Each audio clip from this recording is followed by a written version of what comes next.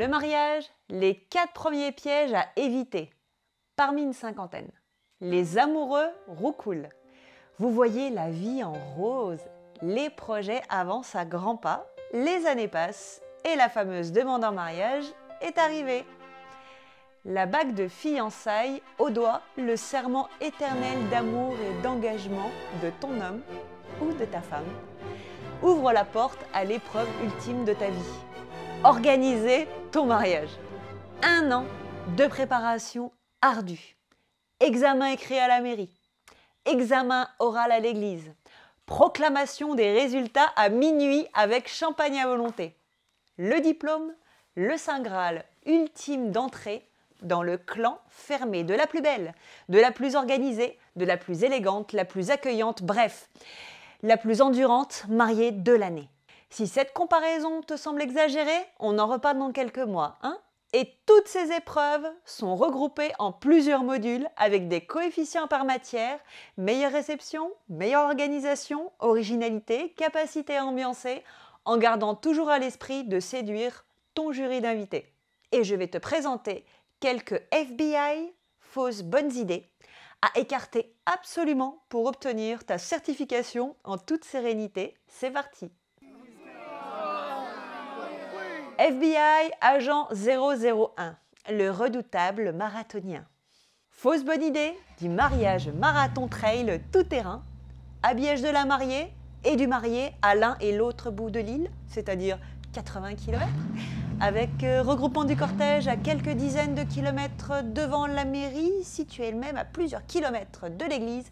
Cerise sur le gâteau, la réception est dans un coin outre reculé pour parfaire le TGVT, le tour de la Guadeloupe avec ton voile traditionnel.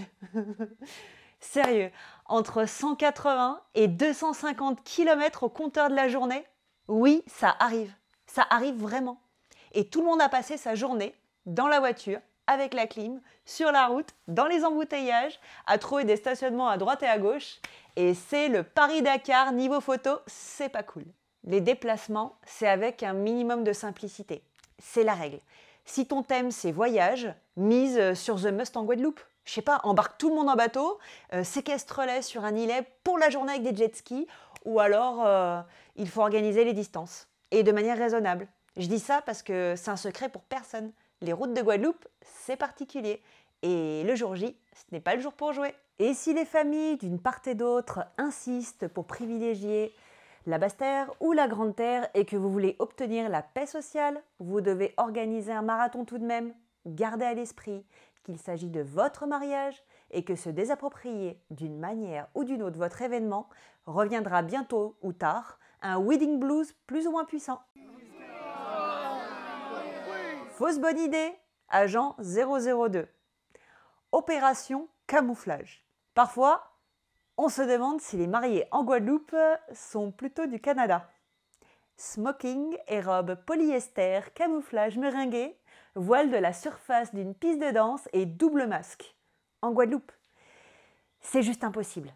Imaginez les énormes auréoles sur les photos de famille. Quoi? T'as pas retouché les photos? Et la mariée qui dégouline sous la robe.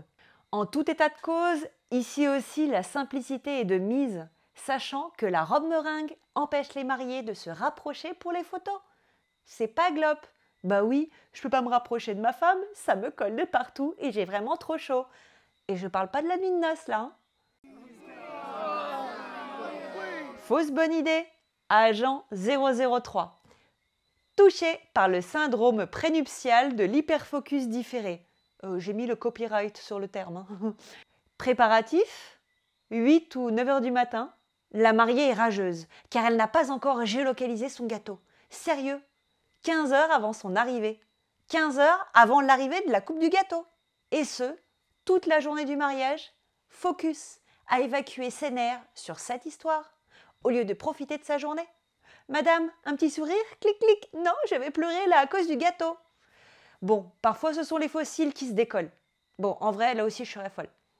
Ou la couleur du rouge à lèvres, une mèche de cheveux, le bouquet que vous trouvez moche. Stop, stop. Le syndrome prénuptial de l'hyperfocale du jour J, c'est à éviter, car là aussi, l'essentiel de la journée va passer très vite et ce n'est plus l'heure de s'occuper des détails, mais de déléguer et de profiter. Fausse bonne idée 004, bricole bien le dimanche. Il faut engager des prestataires, pas des bricoleurs du dimanche qui se débrouillent comme des manches et surtout le samedi. Oui, car c'est là que la catastrophe arrive. Vous me direz, maître Yeux d'amour, il ne faut pas exagérer. Mais plusieurs fois, j'ai eu, et j'essaye pas de vous faire peur, hein, des pseudo-coiffeuses poser des lapins, des pseudo-maquilleuses terminer la mariée après le début de la cérémonie, des pseudo-chauffeurs tomber en panne de batterie ou imposer l'écoute du match de foot à la sortie de l'église. Bon, le problème, c'est pas le manque de professionnalisme, c'est votre choix. Le souci, c'est que vous les payez pour vous mettre dans des situations carrément inconfortables. D'autres exemples? La pseudo-décoratrice qui amène juste les nappes, en pensant que le traiteur et la fleuriste s'occupent de tout le reste. Le pseudo-traiteur qui n'amène que de l'eau. Oui, c'est du déjà vu. Le DJ qui passe une playlist YouTube avec la pub. Le gâteau tour de Pise qui se vendille devant vos yeux. Et le pseudo-photographe qui a perdu vos photos. Le bijoutier qui a gravé des dates différentes dans vos alliances. La salle inondée avec des coupures d'électricité. Je continue. La pseudo-fleuriste qui vous a concocté un bouquet de lys, dédicaçant votre belle robe de pollen tout au long de la journée. J'en passe des centaines d'autres.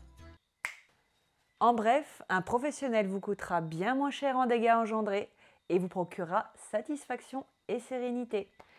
Oui, il connaît le mariage, c'est son terrain et il relève plutôt du BTP que du bricolage pour lui, je vous le garantis. Loin de vouloir vous faire peur, c'est pour vous introduire un petit peu mes épisodes durant lesquels je détaillerai ou je distillerai, lol, parce qu'on est en Guadeloupe, les autres pièges, peu à peu, sous forme de conseils, tout le long de votre année de coaching en abonnement sur YouTube.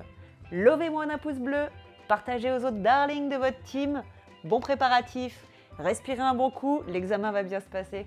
Au prochain épisode là, moi n'aimais tout le monde qu'a choisi vivre ensemble pour la vie. Bye bye.